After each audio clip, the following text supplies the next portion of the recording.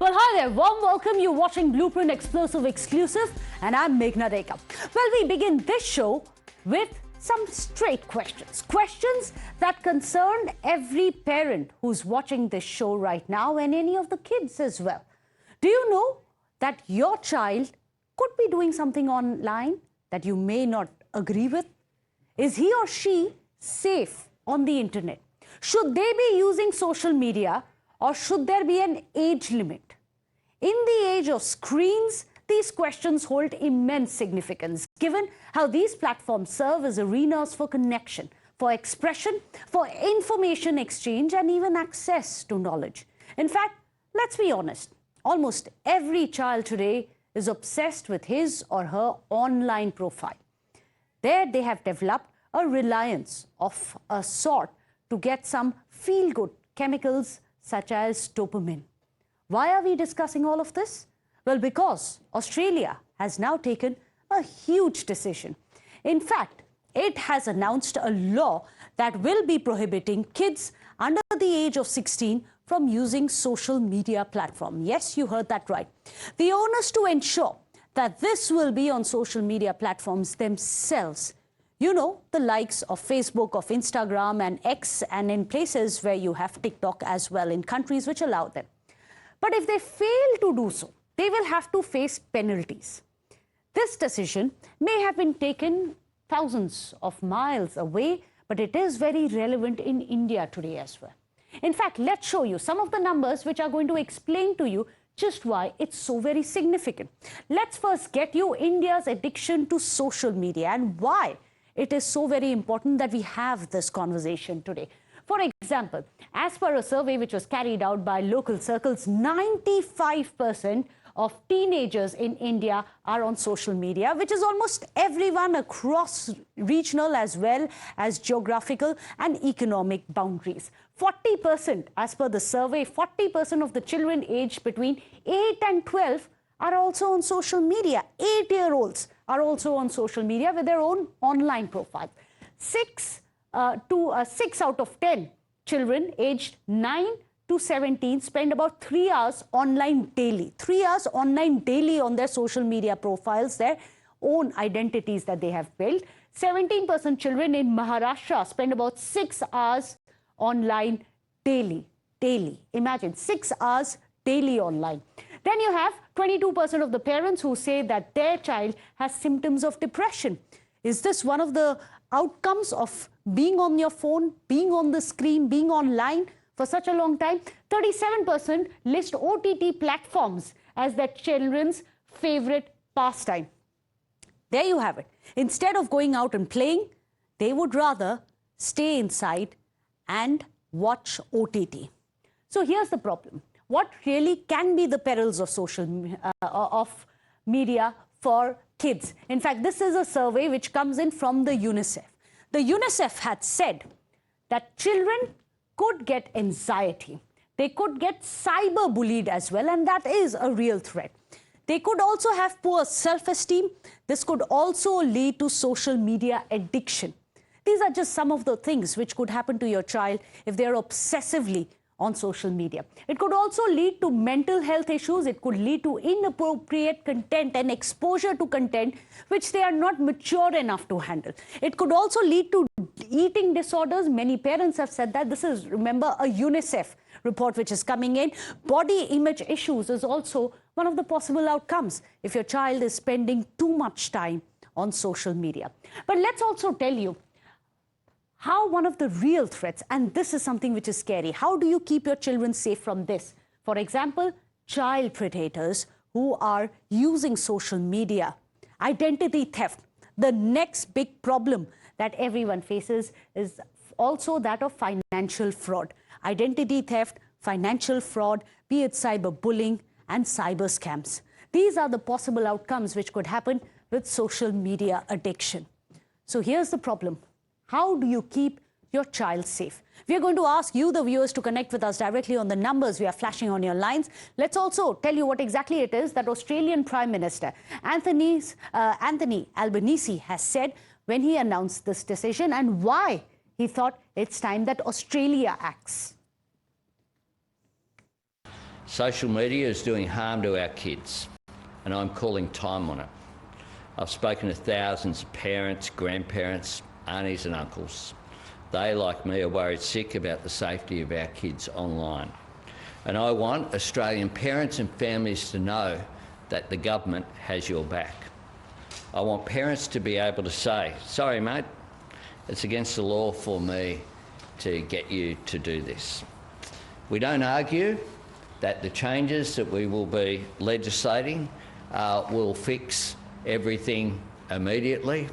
We have laws such as people can't buy alcohol if they're under 18, and from time to time that can be broken. But those laws set what the parameters are for our society, and they assist in ensuring the right outcomes. Now, government's proposed age is 16. That decision was made in Cabinet on Monday, and that proposal will go to the National Cabinet meeting that I'm convening online, a virtual meeting tomorrow morning. The onus will be on, just to go through some of the details, the onus will be on social media platforms to demonstrate they are taking reasonable steps to prevent access. So should there be an age limit for social media in India as well? What is the rationale behind Australia's draft? Well, let me go across. Joining us today on the show is Professor Faith Gordon, from the Australian National University. Thank you so much, Professor Gordon, for joining us. And I know that you have extensively researched this entire part when you have been staying and studying in Australia as well. You've done your research there. While all of us are aware of the menace of social media, how it may have negative impact on the children, I have nieces and nephews, and I dread to think how they will react if we try to ban them after so many years of using social media. How do you even break that news to them?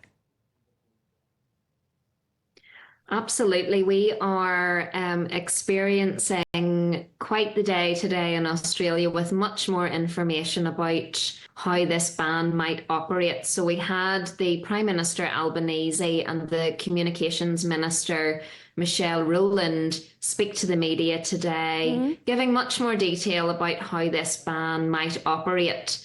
But we're not really getting all of the granular details yet at this stage. What we learned today about this journey of introducing the legislation is that they propose that the onus of enforcing this ban would be placed on the social media platforms themselves. They also gave us information today about parental consent. So there had been discussions in the last few months about it being based on whether parents give children and young people consent. But today we're finding that, parents may consent to them being on the platforms, but that's not going to comply with what the government's putting forward in the legislation. Absolutely.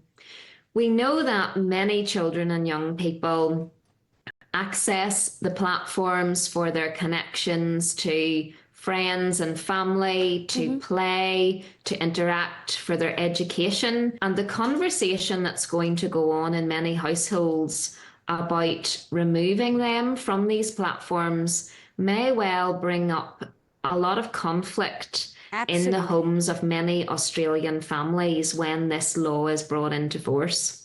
That's a very interesting point, Professor. I'll just hold you to that. I want to circle back to that. But let's bring in some of our viewers as well. A lot of our viewers are calling in. We want to hear what happens if India also, should we mull a similar ban on social media for children below the age of 16? Well, let me go across to our viewers. Several of them calling in. Deepika, Rajasekaran, Sanjay, they're all calling in. Deepika, our viewer from Vadodara is calling us. Go ahead, Deepika.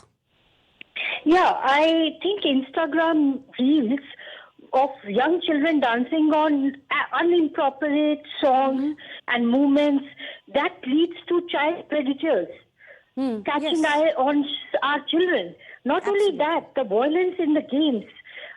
Who has forgotten the blue whale, which led a lot of children to commit suicide?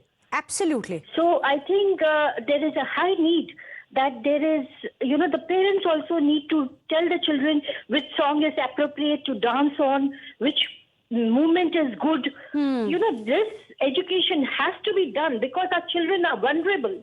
They don't know who they are approaching. You're absolutely right. The vulnerability of the children, but who should step in? Should it be the parents or should it be the government? Is the important point. Let me go across to Rajasekaran, our viewer who's calling us from Bengaluru. Go ahead, sir. Yeah, madam, see, basically the government should come into the, completely banning the on-screen time for the children. Basically, there is absolutely no censor if you look at it. Oh, that's very interesting. So you are saying that the government must impose this ban. And in that case, Professor Gordon, I'd like to come back to you before I go back to the other viewers. Implication of a ban on a family unit, because you talked about it, that it will create conflict. If a government imposes, it's one thing. If the parents say that a child is not going to be allowed to watch certain content. But what if the government imposes this ban? What's going to be the relationship between a parent and child within the family unit? So it's going to be, and that's something that the Prime Minister mentioned today in his speech, that, you know, it's not going to be possible to restrict all young people, but he said that it would present a particular view and a particular culture that he wants to see in Australia, young people spending much more time off the platforms. But what this debate really does is it reduces the discussions down to, you know, removing children from these platforms. It's not actually discussing about the emphasis that should be placed on the platforms, actually making the platforms safer for children. And, you know, amongst others, I have argued that, you know, these platforms would be disincentivized from actually offering child safety features to younger users that may well slip through the net and be able to access them. That might be through using a VPN or getting around the age assurance, age verification technology in some way. Age verification technology sounds good, but who's going to implement it? And that's going to be one of the problems. Is there enough incentive for social media platforms to self-regulate, to ensure that they hold up these standards? Can we leave it on these social media platforms alone to impose a ban like this? I'll just come back to you, Professor. Several of our viewers have been calling in. There's Sanjay, our viewer, calling us from Nagpur. Go ahead, Sanjay. Yes. Now, if it can be legally done, that there should be a deterrent law on this point, and it should be banned. I am of that view. Okay. Because, as some other person was saying, that parents should take the risk. But there is a limitation on parents because children are always not, because of their daily routine, they are never, for a very few time they are under the. Oh, that's important. To what extent can parents monitor? Because they may not be around for a large part of it. Very important point. Maya, our viewer calling us from Hyderabad. Go ahead, Maya. Yeah, I agree with all the points that your learned panelists have said so far, and also with you. I think social media can hamper teenagers, you know, figuring out who they want to be. You know, banning it until 16 is a very good idea. And the responsibility lies on everyone. I would say the government, I would say the parents, I would say the social media, and also to some extent for the kids also. I think we need to have a one-on-one with them saying that, you know, why, if we are doing it, why we are doing it. That's the most important part. Because the people who are already addicted to it, the kids who are already addicted to it, you know, telling them that this is completely banned is going to be a tough task, let me tell you. Well, absolutely. That's precisely what I was thinking. It's going to be a tough task for parents to impose it on their children because, let's face it, it's going to create conflict, just as Professor was saying. Another one of our viewers is calling in, Sandhya, calling us from Bengaluru. Go ahead, Sandhya. Yes, ma'am. My daughter is, before she's going to college, now she left the college because of Instagram. Please ban. Government have to ban this one, Instagram. She's addiction also. She's a hyperactivity also. Now anxiety, we are giving to medicine for many months. 15 days we have to take to her. Oh, gosh. Parents, see, I have only one daughter. I can understand. She is 16 years old. She is going to first PU, she means 11th. We are suffering lots here. Nobody take care about her also. We are working both. I am also school teacher. Otherwise, Bangalore is, you know, ma'am, very expensive. Absolutely. Both parents have to work. Otherwise, our life will not go. But I'm very sorry, Sandhya, for the tough times that you and your entire family must be facing right now. I can hear that pain, that anguish in your voice. Something needs to be done in India as well. And Professor, I'm going to come back to you. You just heard one of our viewers. It's heart-wrenching to hear these stories of agonized parents who are coming and saying our child's addicted to social media. Now they are on extensive treatment as well. That is one of the side effects, isn't it? The fact that the amount of time that they are spending is affecting their health as well. But here's the problem, Professor Gordon. On whom will this onus lie? Because obviously we can't go around punishing kids if they decide to go on social media. So whom will the government punish? Where will the penal action be? Will it be on parents? Or will it be on the social media platforms alone to go ahead and regulate it? Today we found out more information on this, and the Communications Minister, Michelle Rowland, has said that the onus to enforce this would be on the platforms themselves, and they would be required to take reasonable steps to ensure that the age limit is being complied with.